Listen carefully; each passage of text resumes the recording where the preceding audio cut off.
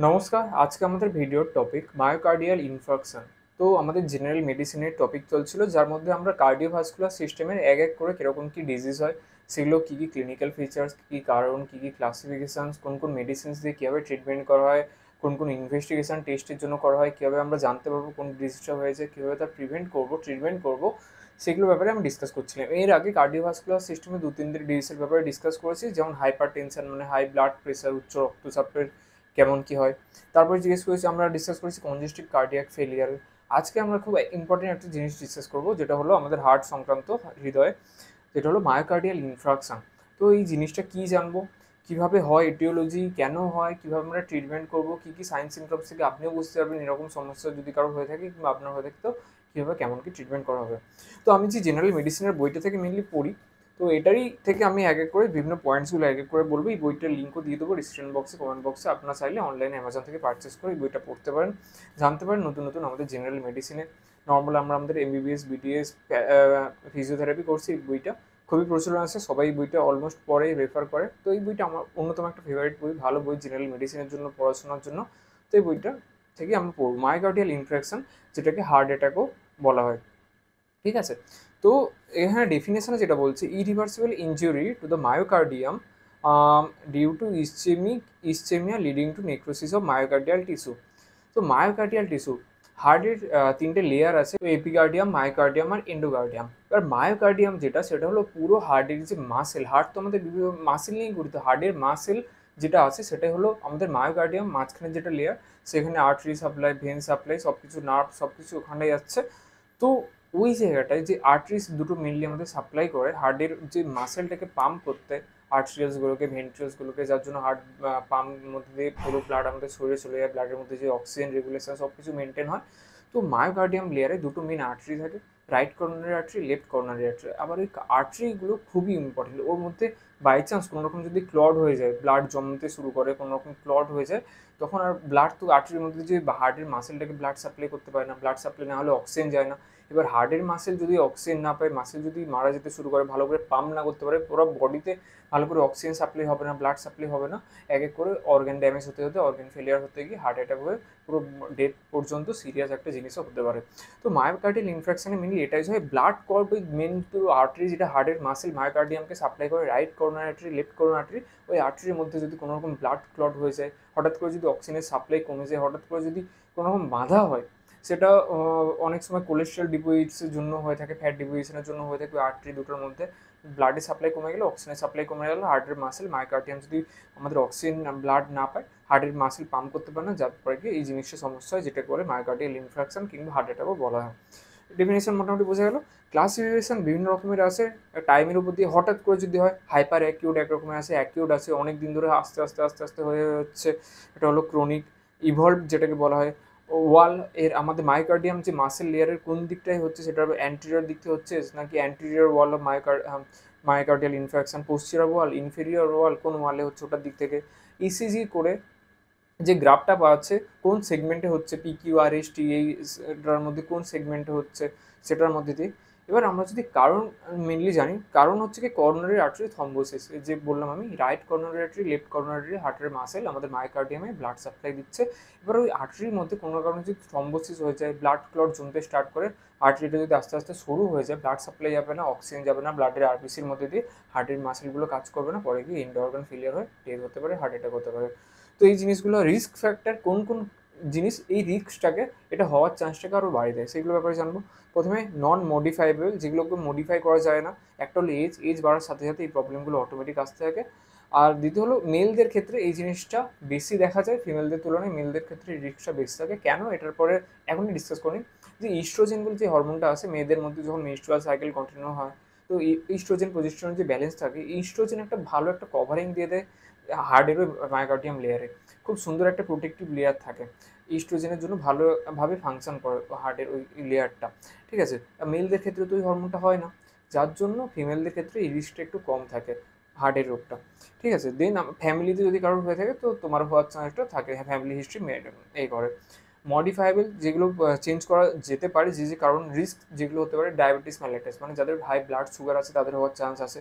Hyper tension যাদের blood pressure খুব বেশি তাদের হওয়ার চান্স, হাইপার কোলেস্ট্রলমিয়া যাদের কোলেস্ট্রলের সমস্যা আছে, ডিসলিপিডেমিয়া মানে লিপিড ঠিকঠাক নেই, মানে এবার লিপিড যদি ঠিকঠাক না থাকে, low density lipid, high density lipid, এর মধ্যে আছে ব্যাড লিপিড, গুড, ওই জিনিসটা আছে, ঠিক আছে, ব্যাড কোলেস্ট্রল, গুড কোলেস্ট্রল, এই জিনিসটা আছে। লো ডেন্সিটি লিপিডকে কিন্তু ব্যাড কোলেস্ট্রল বলা হয়, হাই ডেন্সিটি লিপিডকে গুড কোলেস্ট্রল বলা হয়। আর লো ডেন্সিটি লিপিড যদি আমাদের শরীরের মধ্যে বেড়ে যায়, আমাদের আর্টারির মধ্যে যার মধ্যে যে ব্লাড সাপ্লাই হয়, অক্সিজেন সাপ্লাই হচ্ছে ব্লাডের মধ্যে দিয়ে, সেই আরও থিন হয়ে গিয়ে ভালো করে ব্লাড সাপ্লাই হবে না, পরে গিয়ে সমস্যা হয়, ঠিক আছে। তাহলে লো ডেন্সিটি লিপিডটা ব্যাড মনে রাখতে হবে, আর হাই ডেন্সিটি আমাদের গুড কোলেস্ট্রলের আন্ডারে আসছে।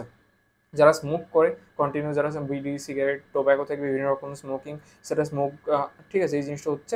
আর অ্যালকোহল যারা এই করে কনজার্ভ করে তাদের জন্য হচ্ছে। আর ওবেসিটি, ঠিক আছে, যাদের ওয়েট গেন একটু বেশি আছে, আর ল্যাক অফ ফিজিক্যাল এক্সারসাইজ কিংবা সেডেন্টারি ওয়ার্ক, যাদের ফিজিক্যাল এক্সারসাইজ খুব একটা হয় না, কিংবা যাদের অনেকক্ষণ বসে কাজকর্ম যে কাজগুলোতে থাকে, যেগুলো সেডেন্টারি লাইফস্টাইল বলে যে কাজগুলো থাকে, এটার ব্যাপারে আমি আগেও ভিডিও বানিয়েছিলাম, সেডেন্টারি লাইফস্টাইল। তো এদের ক্ষেত্রে এই জিনিসটা হওয়ার চান্স অনেক বেশি থাকে। প্যাথোফিজিওলজি মানে কীভাবে জিনিসটা হয়, আস্তে আস্তে কোন স্টেপের পর স্টেপ গিয়ে গিয়ে এই প্রবলেমটা হতে থাকে সেটার ব্যাপারে জানবো। Theory of plaque rupture, formation of atherosclerotic plaque, মানে এক রকমের আমাদের আর্টারি থাকে বললাম, মেনলি হার্টে দুটো, একটাই আর্টারি দুটো ভাগে ভাগ হয়, right coronary artery, left coronary artery. হার্টের যে মাসেল মায়োকার্ডিয়ামে ব্লাড সাপ্লাই দিচ্ছে। এবার দিনের পর দিন তোমার যদি বিভিন্ন রকম চেঞ্জেস হতে থাকে বডির মধ্যে, এই যে কারণগুলো বললাম, এজের জন্য, ঠিক আছে, ফ্যামিলির জন্য, ডায়াবেটিসের জন্য, হাইপার টেনশনের জন্য, স্মোকিংয়ের জন্য, অ্যালকোহলের জন্য, ল্যাক অফ ফিজিক্যাল অ্যাক্টিভিটির জন্য, এবার যে আর্টারিগুলোর মধ্যে আস্তে আস্তে কোলেস্ট্রল ফ্যাট ডিপোজিট হতে হতে, বিভিন্ন রকমের সাবস্টেন্স জমতে থাকতে, ব্লাড সেল জমতে জমতে আস্তে আস্তে আর্টারিটা সরু হতে থাকে, ন্যারো হতে থাকে, যার জন্য ব্লাড ধরো এতটা যেত, এখন আস্তে আস্তে কমে যাবে। এবার ব্লাড কমে যাওয়ার জন্য ব্লাডের মধ্যে যে অক্সিজেন সাপ্লাই যেত, যেটা ওখানে মাসেলগুলোকে জীবিত রাখতো, সজীব রাখতো, সেই জিনিসটা হবে না, আস্তে আস্তে কমে যাবে, হার্টের টিস্যুটা, ঠিক আছে। তো এই জিনিস এরকম হার্টের টিস্যুটা তো ইনজিওর হবে, পরে গিয়ে আমাদের গোটা বডিতে ব্লাড সাপ্লাই না হতে পারে, এই প্রবলেমটা হবে। সেম প্যাথোফিজিওলজি যেটা আমি ডিসকাস করছিলাম প্রথম থেকে। ক্লিনিক্যাল ফিচার্স, কী কী ফিচার্স আমরা দেখতে পাবো সাইন সিমটমসের ব্যাপারে? চেস্ট পেন মানে বুকে ব্যথা হবে, যেই হার্টের আমাদের লেফট সাইডে, বুক থেকে শুরু করে, ঘাড় থেকে শুরু করে, গলা থেকে শুরু করে, নেক রিজিয়ন পুরো, এই স্ক্যাপুলা আমাদের শুরু করে, ক্লেভিকেল, এই জিনিস, হিউমেরাস, পুরো এই বাঁ দিকটা পুরো ব্যথা করবে, এর মাঝে মধ্যে হতে পারে, কখনো কোনো অনেকক্ষণ ধরে ব্যথা করতে পারে, ঘেমে যাবে ইজিলি, সোয়েটিং হবে, পালপিটেশন ফিল হবে, গিডিনেস, মাঝে মধ্যে মাথা ঘুরবে, মাথা চক্কর আসবে, এই জিনিসটা। ব্রিথলেসনেস মানে মাঝে মধ্যে নিঃশ্বাস নিতে অসুবিধা হবে, এরকম একটা, একটু কাজ করলে নিঃশ্বাস নিতে অসুবিধা, এরকম। অ্যাংজাইটি, মাঝে মধ্যে খুব স্ট্রেস হবে, টেনশন হবে।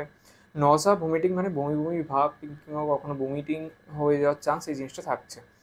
জেনারেল এক্সামিনেশন মানে কী কী জিনিস আমাদের জেনারেল বডি চেক করলে পাওয়া যাবে, যেটা হলো মেন্টাল স্ট্যাটাস, সেটা হলো রেস্টলেসনেস, মানে চুপচাপ শান্তভাবে বসে থাকা, এই জিনিসটা হবে না, সবসময় চলমনে এরকম একটা ব্যাপার থাকে। অ্যাংজাস মানে সবসময় চিন্তার মধ্যে আসে, অ্যাংজাইটির মধ্যে আসে, এরকম।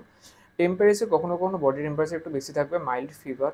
পালস যদি দেখা যায় ট্রাকাইকার্ডিয়া মানে উচ্চ, মানে পালস রেটটা একটু বেশি হতে পারে, ঠিক আছে। আর রেসপিরেটরি রেট যেটা, ওটাও রেসপিরেটরি রেটও বেড়ে যাবে। আমাদের পালস রেট কত? আমাদের 72 নর্মাল এভারেজ, আর রেসপিরেটরি রেট 14 থেকে 20 মধ্যে পার মিনিট। এই জিনিসগুলো আমাদের জানা উচিত। আর BP mainly may be high due to sympathetic over activity, কখনো কোনো নর্মালও থাকতে পারে।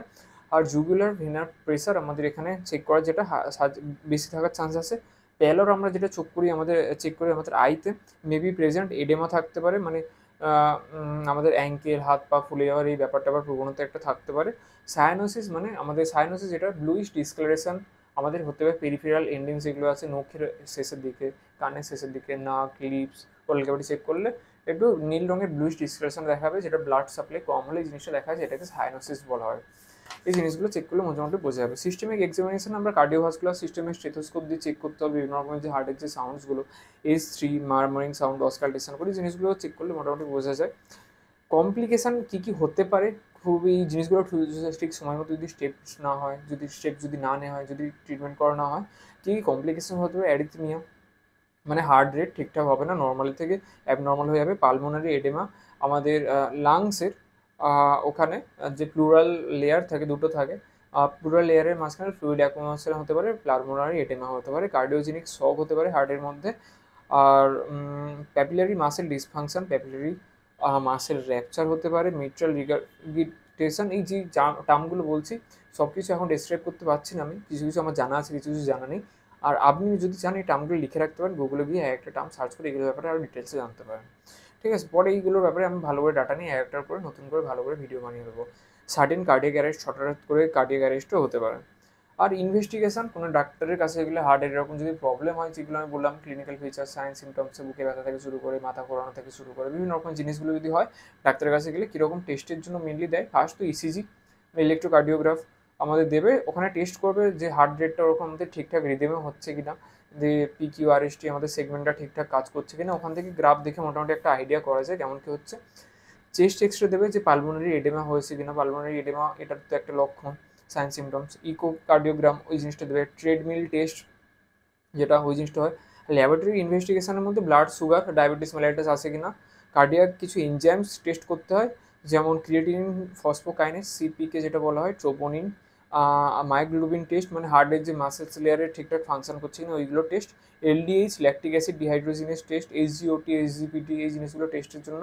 সিবিসি মানে কমপ্লিট ব্লাড কাউন্ট, এখানে মাইল্ড লিউকোসাইটোসিস মানে লিউকোসাইট মানে হোয়াইট ব্লাড সেলসের যদি কাউন্ট বেড়ে যায়, যেটা প্লেটলেট মানে যেটা মেনলি ব্লাড ক্লটে সাহায্য করে, সেটা হয়েছে কিনা চেক করার জন্য দিতে হবে। আর সিরাম ক্রিয়েটিনিন, লিপিড প্রোফাইল মানে কোলেস্টেরল লেভেল ঠিকঠাক আছে কিনা ওই জিনিসটা, লিপিড সিস্টেইন লেভেল এই জিনিসগুলো চেক করার জন্য, ব্লাড ইউরিয়া নাইট্রোজেনে চেক করার জন্য, বিইউএন যেটাকে বলা হয় চেক করার জন্য মোটামুটি দেওয়া হয়। ওখান থেকে একটা আইডিয়া করা হয় যে কোথায় কী এরকম কী প্রবলেম হয়েছে। তো এই জিনিসগুলো আছে। ট্রিটমেন্ট যদি দেখি, এটা খুবই ইন্টারেস্টিং জিনিস, এখনকার দিনে সবার মোটামুটি এটার ব্যাপারে জানা উচিত। কোনো রকম ডিজিজ হলে কীরকম কী ট্রিটমেন্ট করা উচিত। ফার্স্ট তো মেডিসিন না, নর্মাল এক্সারসাইজ, নর্মাল যদি কোনো ডায়েট এক্সারসাইজ দিয়ে লাইফস্টাইল চেঞ্জেস মডিফিকেশনের মধ্যে দিয়ে হয়তো সেটাই বেটার। যেমন ফার্স্ট পেশেন্টকে কমফোর্টেবল পজিশনে থাকতে হবে, রেস্ট্রিক্ট ফিজিক্যাল অ্যাক্টিভিটি, হঠাৎ করে হঠাৎ কোনো বেশি কাজকর্ম করা যাবে না, যেরকম রিদমে কাজ চলছে প্রতিদিন সেরকম রিদমটাকে মেনটেন করা উচিত। O2 by nasal prongs by face mask, by chance যদি কোনো পেশেন্টের হয়, পেশেন্টটাকে আরাম করে বসাতে হবে, হঠাৎ কোনো অ্যাক্টিভিটি করা যাবে না, 100% অক্সিজেন স্যাচুরেশন করে মাস্কের মধ্যে দিয়ে অক্সিজেন দিতে হবে। পেশেন্টটাকে দেখতে হবে এয়ারওয়ে, ব্রিদিং, সার্কুলেশন, ABC খুবই ইম্পর্টেন্ট জিনিস আমাদের ইমার্জেন্সি কন্ডিশনে, তার ঠিকঠাক কাজ করছে কিনা, মানে এয়ারওয়ে ঠিকঠাক ক্লিয়ার আছে কিনা, বমি টমি আটকে নেই তো, নাক দিয়ে ঠিকঠাক নিঃশ্বাস প্রশ্বাস হচ্ছে তো, ব্লাড সার্কুলেশন চেক করে ঠিকঠাক পালস বিট, হার্টবিট এগুলো ঠিকঠাক হচ্ছে তো, ABC চেক করাটা খুব ইম্পর্টেন্ট। পেন রিলিফের জন্য আমাদের মরফিন দেওয়া হয়, আর মেনলি আমাদের GTN যেটাকে বলা হয় গ্লিসারাইল ডাইনাইট্রেট, নাইট্রোগ্লিসারিন, আর আইসোসারবাইড ডাইনাইট্রেট, নাইট্রেটসের মধ্যে খুবই ইম্পর্টেন্ট ড্রাগস, এটা হার্টের আমাদের কোনো রকম যদি কোনো প্রবলেম হয়, নাইট্রোগ্লিসারাইড, গ্লিসারাইল ডাইনাইট্রেট, নাইট্রোগ্লিসারিন ড্রাগসটা খুবই ইম্পর্টেন্ট, সাবলিঙ্গুয়ালি কখনো কখনো দেওয়া হয়। আর ফার্মাকো মানে মেনলি যে ড্রাগসের মধ্যে যেগুলো আছে, অ্যান্টি প্লেটলেটস ড্রাগ, মানে যদি কোনো ক্লট থাকে, ক্লটটা তো প্লেটলেটস ফর্ম করে, প্লেটসটাকে ভাঙার জন্য অ্যান্টি প্লেটলেটস ড্রাগ দেওয়া হয়, যেটা হলো অ্যাসপিরিন, যেটাকে ব্লাড থিনারও দেওয়া হয় কখনো কখনো। Aspirin 300 mg orally start, then 75 to 150 mg আমাদের দেওয়া হয় ওয়ান্স ডেলি, ঠিক আছে। আর ক্লোপিডোগ্রিল, এটাও একরকমের অ্যান্টি প্লেটলেট ড্রাগ, যেটা ব্লাড থিনারের মতো কাজ করে, যেটা হলো 75 mg ওয়ান্স ডেলি, ঠিক আছে। স্ট্যাটিনস কিছু আছে, অ্যাটোভাস্টিনস 80 mg, যেটা কোলেস্ট্রল লেভেল, কোলেস্ট্রল কখনো কখনো এই ব্লাডের আমাদের যে আর্টেরিয়াল লেয়ারের সাথে যুক্ত হয়, ব্লাডের যে আর্টারির এটাকে ডায়ামিটারটাকে ন্যারো করে দেয়, ওটাকে ক্লিয়ার করে, ঠিক আছে, কোলেস্টেরলের লেভেলটাকে কমায়, যার জন্য হেল্প হয় ওটাতে, স্ট্যাটিনস বলছে। ওটার মধ্যে অ্যাট্রোভাস্টিন 80 mg খুবই ইম্পর্টেন্ট, খুবই মানে কমনলি ইউজড একটা ড্রাগস। দেন লো মলিকুলার ওয়েট হেপারিন, এটাও কী করে আমাদের ব্লাডটাকে, হেপারিন কী করে মেনলি ব্লাডটাকে থিন করতে, ব্লাডটাকে একটু তরল রাখতে, হঠাৎ করে ক্লট হয়ে যাবে না, ক্লট হলে তো আমাদের ওখানে গিয়ে আটকে যাবে, যার ফলে ব্লাড ফ্লো হবে না। তো লো মলিকুলার ওয়েট হেপারিনও দেওয়া হয়, যেটার মধ্যে সাবকিউটেনিয়াস অ্যানোক্সাপেরিন বলে একটা ড্রাগস আছে, ওটাও দেওয়া হয়। ইনজেকশন বিটা ব্লকার্স, হার্টের জন্য খুবই ভালো, বিটা ব্লকার্স বিভিন্ন রকমের, মেটোপ্রোলাল দেওয়া হয় 5 mg। AC inhibitor, angiotensin converting enzyme inhibitor যেটা আছে অ্যাড্রিনাল গ্ল্যান্ডের ওখান থেকে অ্যাঞ্জিওটেনসিন, ওখানে একটা মেকানিজম আছে, এটা হার্ট রেটটাকে বাড়িতে, সেটাকে কন্ট্রোল রাখার জন্য, পালসটাকে কন্ট্রোল রাখার জন্য, হার্টবিটটাকে কন্ট্রোল রাখার জন্য এই জিনিসগুলো দেওয়া হয়। বিটা রিসেপ্টার্স ব্লক করার জন্য বিটা ব্লকার্স, এসি ইনহিবিটার্স, এই জিনিসগুলো মেকানিজম আমি ধীরে ধীরে এক করে যখন জেনারেল ফার্মাকোলজি পড়বো তখন এই জিনিসগুলো ডিসকাস করবো। জিমেনেস prevent remodelling the heart and improve the long term survival, অনেকক্ষণ বাঁচার চান্স, সার্ভাইভাল করার রেটটাকে বাড়িতে, হঠাৎ করে যদি কোনো পেশেন্টের এরকম হার্ট অ্যাটাক হয়ে থাকে তো।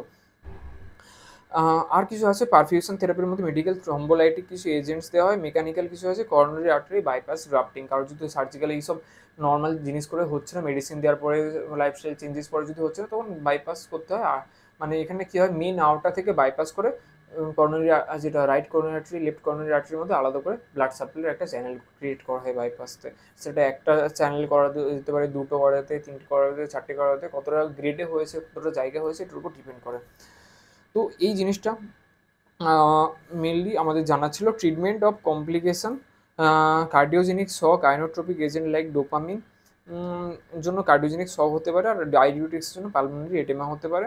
আর থ্রম্বোলাইটিক থেরাপি বলে একটা জিনিস আছে, আর্লি পিসিআই মানে আমাদের যেটা হচ্ছে percutaneous coronary intervention generally performed over thrombolysis, also called as PAMI, primary angioplasty in patient of myocardial infarction.